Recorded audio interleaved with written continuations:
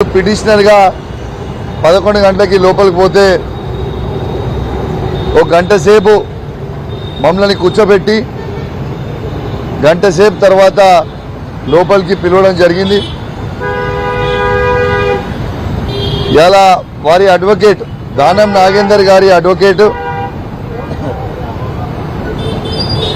నన్ను దాదాపు 5-6 గంటల పాటు క్రాస్ ఎగ్జామినేషన్ చేయడం జరిగింది.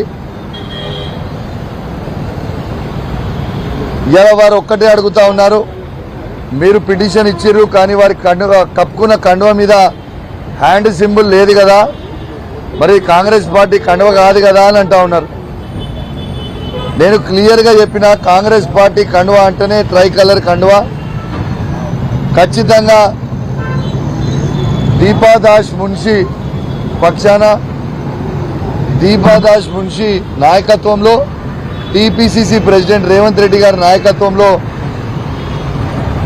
మార్చి 15/3/2024 నాడ కండువ కప్పుకొని కాంగ్రెస్ పార్టీలో చేరిండని చెప్పిన మార్చి 21/2024లో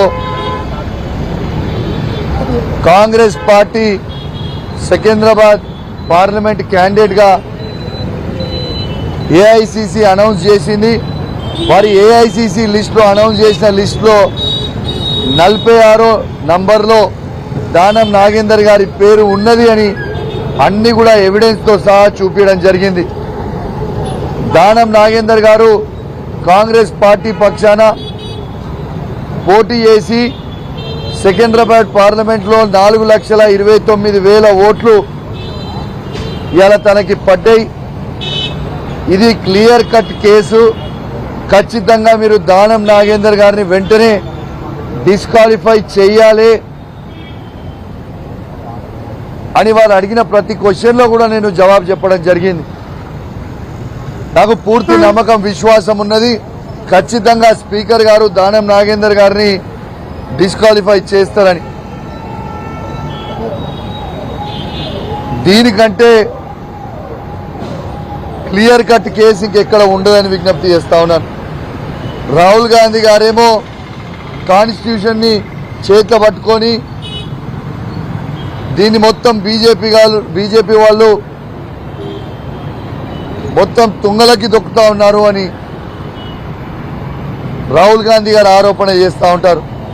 మరి ఇవాళ రేవంత్ రెడ్డి గారు ఇక్కడ ఏమి చేస్తున్నారని అడుగుతా ఉన్నాను. బీఆర్ఎస్ పార్టీ నుంచి కాంగ్రెస్ పార్టీలో చేరి కాంగ్రెస్ పార్టీ కండువలు కప్పుకొని మొన్న మున్సిపల్ ఎన్నికల్లో కూడా కాంగ్రెస్ పార్టీ తరఫున ప్రచారం చేసి బీఫామ్లు ఇచ్చి ఇంకా మేము లేము అని చెప్పడం అనేది సిగ్గుచేటు అని చెప్పి సందర్భంగా తెలియజేస్తా ఉన్నాను. ఖచ్చితంగా న్యాయం గెలుస్తుంది. ఖచ్చితంగా ఖైరతాబాద్లో బై ఎలక్షన్ రాబోతా ఉన్నదని చెప్పి సందర్భంగా తెలియజేస్తా ఉన్నాను. ఎవరు అవునన్నా కాదన్నా ఖచ్చితంగా దానం నాగేందర్ గారు మాత్రం డిస్క్వాలిఫై అవుడు పక్కా అని చెప్పి సందర్భంగా తెలియజేస్తా ఉన్నాను. నేను దయచేసి స్పీకర్ గారిని కూడా కోరుతా ఉన్నాను, రాజ్యాంగాన్ని కాపాడండి. ఎందుకంటే మనం వచ్చే జనరేషన్కి ఏం మెసేజ్ పంపుతున్నామని చెప్తా ఉన్నాను. ఇలా డిస్క్వాలిఫై చేయకపోతే ఇలా ఏం మెసేజ్ పంపుతా ఉన్నామని చెప్తా ఉన్నాను.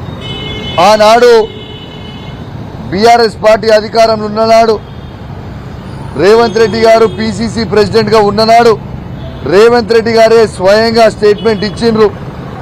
ఏమని ఇచ్చిండ్రు? రాళ్లతోని కొట్టి పార్టీ మారిన వాళ్ళని రాళ్లతోని కొట్టి చంపండి అని చెప్పిండు ఆ రోజు. మరి ఆ రోజు రేవంత్ రెడ్డి గారు చెప్పిన మాటకి ఈరోజు రేవంత్ రెడ్డి గారు ఏం చేస్తున్నారని నేను అడుగుతా ఉన్నాను. మరి బీఆర్ఎస్ పార్టీ నుంచి చేర్చుకున్న 10 మంది ఎమ్మెల్యేలని మరి ఎందుకు రాళ్లతోని కొట్టి చంపుతలేవు రేవంత్ రెడ్డి గారు అని నేను అడుగుతా ఉన్నాను. ఖచ్చితంగా దానం నాగేందర్ గారిని డిస్క్వాలిఫై అవుడు పక్కా, ఖైరతాబాద్లో బై ఎలక్షన్స్ వచ్చుడు పక్కా అని చెప్పి సందర్భంగా తెలియజేస్తూ మరి అడిగిన క్వశ్చనే వాళ్ళు తిప్పి అడుగుతా ఉన్నారు. ఎన్ని తిప్పి అడిగినా కూడా అన్ని వాళ్ళు జాయిన్ అయిన ఎవిడెన్సులు, వాళ్ళు కండువ కప్పుకున్నది evidence, video clippings evidence, media video clipping evidence, ఇలా ఏఐసిసి లిస్టు అనౌన్స్ చేసింది ఎవిడెన్స్, ఇలా ప్రతిదీ ఎవిడెన్స్ అనేది వాళ్ళకి సబ్మిట్ చేయడం జరిగింది.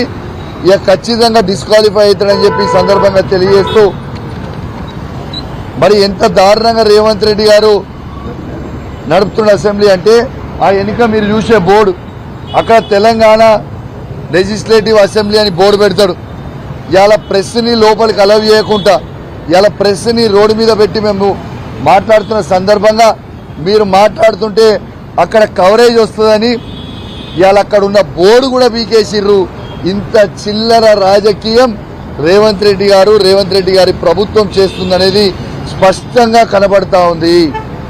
ఆఖరికి అసెంబ్లీ ముందు, అసెంబ్లీ లోపలనేమో ప్రెస్ పెట్టనియరు, అసెంబ్లీ లోపల మాట్లాడనియరు. ఆఖరికి పాపం ప్రెస్ వాళ్ళని కూడా రోడ్డు మీద నిలబెడతారు.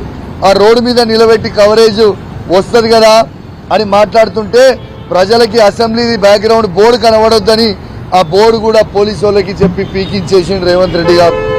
ఇంత భయం ఎందుకు రేవంత్ రెడ్డి గారు మీకు అని చెప్పి నేను అడుగుతా ఉన్నాను. ఈ దొంగ పనులు చేసుకుంటా దొంగనే దొంగ దొంగ దొంగ అన్నట్టు రేవంత్ రెడ్డి గారే అరుస్తారు పెద్ద నోరు పెట్టుకొని.